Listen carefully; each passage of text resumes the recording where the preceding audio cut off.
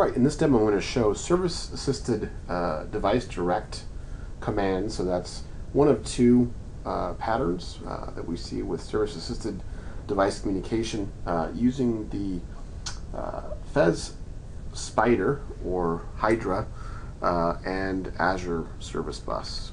And you can see the device in the lower right hand corner. You can kind of get a sense for why it's called the Spider. Lots of different components that you could attach there to the main board. The main ones that should be visible here are the LED, which you'll see here shortly when it lights up, and then the Ethernet adapter.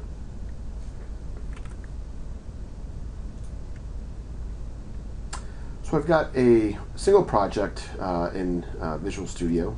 This is a .NET micro framework project targeting the 4.2 version of the .NET micro framework. The board I have actually is supporting up to 4.3, but there's some libraries that I'm working with and other demos that only work with 4.2, so I standardized across that. Main program here, as you can see, is a little bit different than what we've seen so far with the Arduino. One of the really nice things about the Gadgeteer board is that the IDE has some really nice designer support. So if I go in here to this designer, you can see here that I've got my my main board here, and I have the Ethernet module connected along with the multicolor LED. And so what's very nice here is that as you drop these different components that are available, you can just right click and say connect all modules. And I'll show you exactly where to connect that. So very simple compared to you know, the digital circuits and some of the things that you have to know when working with some of the other boards that I demonstrated. And consequently, the other LED demos could have just as equally been shown with a breadboard, but for the purposes of a demo and traveling on board is a lot easier. Here I'll be using, once again, this multicolor LED. So that's a really nice aspect of Gadgeteer. What I'm going to show here, again, is the device direct example of the of commands, and the APIs here are a little bit different because we're using some additional modules or additional libraries that the Gadgeteer SDK provides. For example, you can see here that I'm basically operating directly on the Ethernet module here and instructing it to go ahead and use the network interface and DHCP. You can see here again, I'm thread sleeping for 10 seconds, which I found to be pretty common. Setting the local time here using the NTP client that's actually provided by servicebus.micro. This is a library that Clemens Vassars wrote as part of an ongoing series on the Internet of Things. Great reading out on MSDN and good videos on Channel 9. I'm going to go ahead and just initialize my network interface. I'm going to print the address there, and then I'm going to go ahead and move down into my initialization here, turning the LED off. The certificate code actually isn't required for this scenario because there is no client authentication taking place. But if it was, one of the nice things about the Gadgeteer is that it has sufficient resources to be able to support that. And in fact, because Service Bus requires SSL, you'll see that we are actually spinning up an entire TLS stack on the SSL stack on the client device. But this would physically be impossible for the Arduino or the Arduino that I showed, and that's pretty much more consistent with what you're going to see. So the model with the Gadgeteer is actually pretty elegant. Everything is event based. So while in the Netuino and Arduino examples you saw that there was a loop, here I'm basically just newing up a timer and basically setting it to every 3 seconds with the parameter of it running continuously. This is going to basically do the loop for me, and then on every tick I'm going to go ahead and fire on this delegate here called timer tick, and going to then issue a command of read and delete from queue, passing in this URI to a queue that I've set up on my Windows Azure subscription, and I'm not passing in a certificate because it doesn't require it in this scenario. Let me just show you that code real quick. This code here is a modified version of the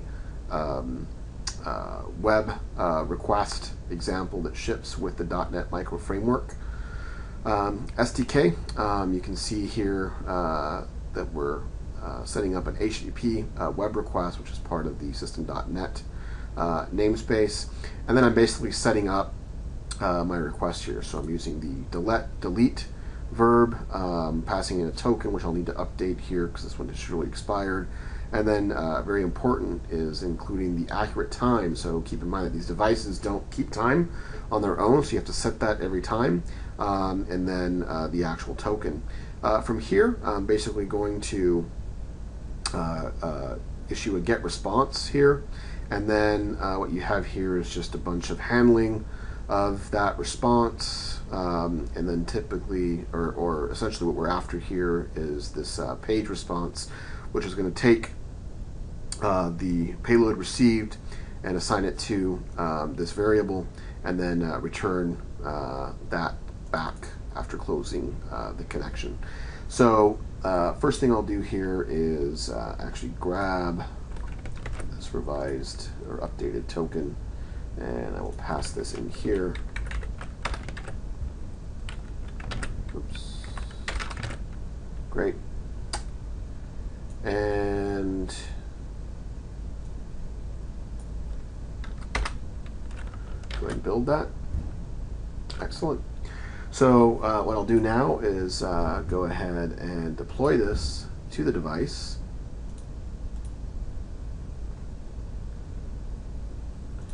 And while that's going, let me just show you the command handling here. Back in the program. So as the, great, let me go ahead and just F5 that. As commands come in, I'm going to go ahead and just do a switch on them, and I support basically 4 colors with this multi-LED. And if I receive a payload that isn't one of these, then I'm going to basically do an error freakout, and that's actually always fun to demonstrate. So we should be up and running at this point. We can basically just test that here real quick by setting a breakpoint here, and within 3 seconds that should hit. There we go. Great.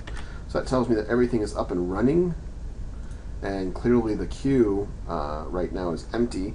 And in fact, I could show that to you by coming out here to my Azure subscription.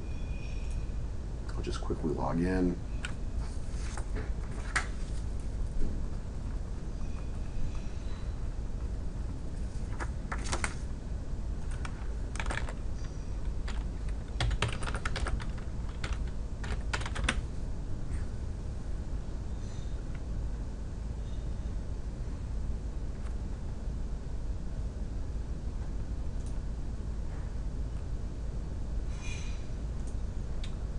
Here's Service Bus, and I've got a namespace here called VS Live, and you can see right now that my queue length is 0. So now what I'm going to do is I'm going to take this URI,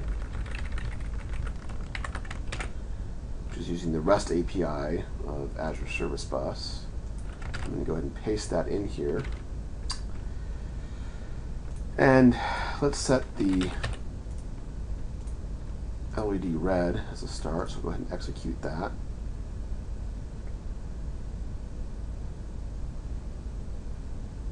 Getting a 204. Oh, actually, nope, that is not correct. That's what I want. Do that. Nope. What is that? There we go, 201.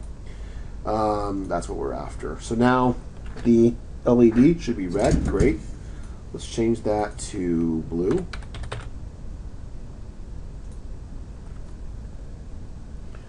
Great. Let's change that to green.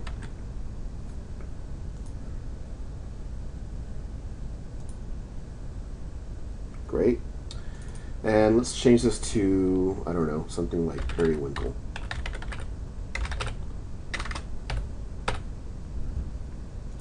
Now if we change that, we should actually get a blinking arrow light, and that's exactly what we want. I can change this back to good times by going to green. And remember, there's a 3-second delay, so you can see it now go back to green, go back to blue. Great. So pretty straightforward, and as you can see here, there's no framework voodoo. This is all happening with a very bare metal HTTP request, and just really using the REST API for Service Bus. By the way, secure, which as I mentioned is not always going to be an option, but we'll talk about that more and ways that you can mitigate that issue.